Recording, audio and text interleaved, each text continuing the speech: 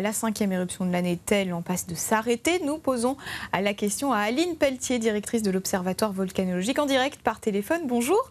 Bonjour. Vous avez effectué un survol de reconnaissance ce matin. Est-ce que la coulée va continuer? Alors à l'heure actuelle, le front de coulée est complètement figé. Il faut savoir que les débits ont fortement diminué donc depuis le début de l'éruption et encore plus cette nuit. Et au niveau du site éruptif, l'activité est faible avec des fontaines de lave relativement faibles d'une hauteur d'à peu près 10-20 mètres de hauteur.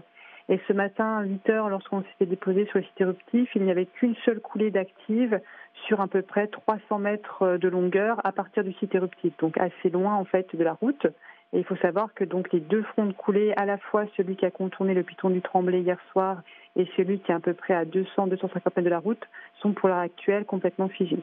Donc vous voulez quand même, vous maintenez la surveillance quand même sur ces fronts de coulée?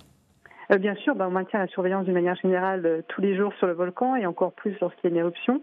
Et donc nous continuons à suivre ce phénomène, notamment à voir si on aurait une réaugmentation des débits. Mais à l'heure actuelle, pour avoir une prolongation de la coulée vers la route, il faudrait que le débit réaugmente. Mais à l'heure actuelle, ce n'est pas le cas. Donc a priori, ce n'est pas cette fois que la lave va couper la route? Pour l'instant, tant que les débits ne vont pas réaugmenter, donc tant que ça ne pousse pas derrière au niveau de la coulée, au niveau du site éruptif, on peut s'attendre donc pour l'instant à un statu quo au niveau du front de coulée. Merci beaucoup Aline Pelletier pour votre éclairage ce midi donc sur la situation au volcan et en vous réveillant.